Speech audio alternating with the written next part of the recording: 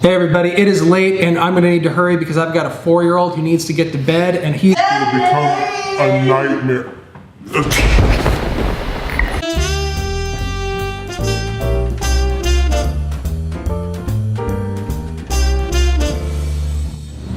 Hey everybody, welcome to week 2 of CIT 12 in the summer. My name is Brian Baker, I'll be your instructor. I'm probably gonna say that every week, despite the fact that I'm always gonna be Brian Baker and I'm gonna be your instructor the entire summer.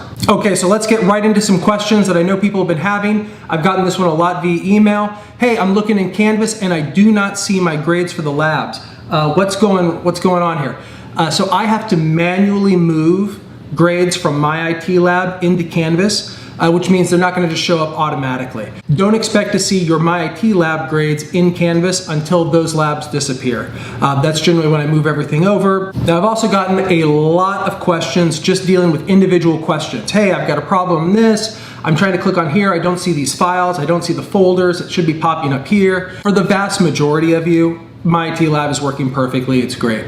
For others, you're having small individual issues with My IT lab. Like on specific questions on some of the labs. So I'm just gonna throw out a couple possible solutions. One, if it asks you to type something, you have to type it exactly. Okay, so whatever's in blue, capitalization, punctuation, one space in between sentences, not two. If you're off on any of those things, it's not going to move you to the next part of the question. Another small thing that's fairly common, a lot of times it'll ask you to press a function key and you happen to be on a laptop. So on most laptops, your function keys are also paired with other things like volume up and down or something like that, right? So on keyboards, in order to get like F2 or F8 or whatever, you have to press a function key as well. So there'll be an FN key somewhere on your keyboard, press that and the F key, and that will actually be, it'll act as the F key and not like your screen brightness. My IT lab is going to give you a set of instructions and tell you how to do something in a particular way, usually using the keyboard shortcuts because that's kind of what professional like power users do. Keyboard shortcuts tend to be a little bit quicker. But here's the thing, you can solve this in any way you want. All right, so if you know where to find it in the menus, you can do it in the menus. One that I think 3 people ended up emailing me about, pressing Control and End. Okay, well you only have an end key if you have a full keyboard, which if you're on a laptop, you don't have that. Or maybe you do and it's like a secondary key that you have to push another key to get to, like it just gets complicated. So if you know what it does, which Control End, all that does is just goes to the end of the document and puts your cursor or your insertion point at the very end of the document. You can just do that. My IT lab will accept lots of different, it tells you how to do it one way, but it will accept usually 6 or 8 different ways. Now, unfortunately, there's like usually 22 different ways you can do it, but there's a lot of other ways to do it. So for the Control End thing, just scroll down to the bottom of the document and then click to put your insertion point at the very end of the document. That will actually progress you in the question. In addition to that, because it's so hard to troubleshoot, I give everybody 1 free question. You get 1 bonus point on every lab, up to the maximum for that lab, for every lab that we do. So if you are having an issue with a particular question and it's just the 1 question, don't worry about it. It's not even going to count against you. I'm going to give you a free point because, to be completely honest, there are some weird compatibility things. If you have one of those ad blockers on your browser, which I get why you're using it, they are invasive, they are, but whatever. If you're using an ad blocker, that often causes problems with My IT lab. If it's 1 question, don't worry about it. So everybody gets 1 freebie. And the last question that seems to come up a lot is, I can't get into My IT lab. I'm having these weird connectivity issues, stuff like that. So here's the thing, My IT lab flat out will not work on Apple's Safari. Also, My IT lab tends to not do well with Microsoft made browsers. So Internet Explorer or the new Edge browser, they tend to not work very well with My IT lab. Now some of you are gonna use it and it's gonna work perfectly, and you know what? Good on you. But My IT lab was built around using Google Chrome. So Google Chrome is sort of the default browser I would start with.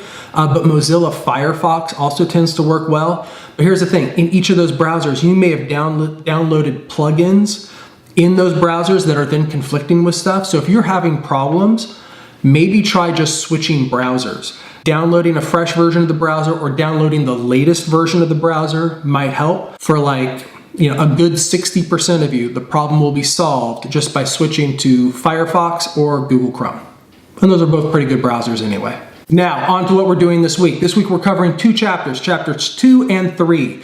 Chapter 2 is all about input-output hardware, which when you think about it is like what all the cool stuff is right now in technology. It's not about the machines getting faster, it's about how we are interacting with the machines. Machines that are beginning to understand natural language, which will be a game changer. How machines are becoming integrated with our lives and interacting with us in a way that is much more natural for us. Chapter 3 is just on the internet, which obviously really fascinating, but you already know a lot about it. So check out chapter 3 as well. Quizzes on both chapters 2 and 3. Now for your discussion, we're actually going to talk about something that is really, really, I shouldn't say cutting edge, because it's almost becoming common at this point, but the issue of self-driving cars. So here's what I want you to do. Do not look at the video. There's a video in the discussion. Don't look at it yet, all right? I want you to think to yourself, ask yourself the question, would I feel comfortable riding in a self-driving car? Now, once you're done, I want you to look at the video. The video is a TED Talk by somebody at Google who's part of the self-driving car unit, and he's going to talk about essentially how that car drives, how it does what it does, all the decisions it makes, the inputs that come in, and what they're actually doing in test drives. And then after the video, ask yourself the exact same question. That's the discussion for this week. Would you feel comfortable riding in a self-driving car? Self-driving cars don't have to be perfect. They just have to be better than us. And as it turns out, human beings are terrible drivers. Self-driving cars, would you be okay with it? And then finally, the big thing for the week is your word practical exam. Now in my T-Lab, it's going to be called a hands-on exam or hands-on test, something like that. I just call it a practical exam. It's an exam based on the labs. So everything you did in the lab is now going to be part of this exam. Now, I say exam, it says test. Think of this as a project. It's a project that you have a week to accomplish. You're going to download files from my T-Lab. Those files, you're then just going to open in Microsoft Office, like on your computer, and just use Microsoft Office to make the changes that they want you to make in that document. When you're done, you upload the document and all those changes will then be graded and we'll see how things go. A couple things. One, you're going to need Microsoft Office. If you don't have it installed on your computer already, I have a video showing you how to download it for free. As a Fresno City College student, you have free access to Microsoft Office. Don't pay for it. You get it for free. So check out that video and make sure you get Microsoft Office installed on your system. Secondly, I have that other video that shows you exactly how to get started, how to download the stuff, how to upload it. In fact, I think I even cover the first question or two from the word exam. So take a look at that, and that should hopefully answer some questions about how to actually do the practical exam. Another thing, you'll see a second file there. It's a file that's actually, it's right below the link for the practical exam itself. And it will be a PDF solution to the word exam. You're not cheating, right? What that is, it's a PDF. So it's like a flat image of what the document should look like when you're done. The idea is that as you're going through those instructions, maybe you don't really understand what they want for that text box, or what's it supposed to look like. And so what that's going to do is it gives you a picture of what it's supposed to look like so that it can kind of help you to understand the instructions as you're going through. The analogy I use is it's like having a cookbook and you get a picture of what the chicken is supposed to look like when it's done. And so that can kind of help you as you're going through the recipe to kind of understand the steps, because you know what it's supposed to look like when it's done. That's what the PDF is for. It doesn't have to look perfect, doesn't have to look exactly like the PDF.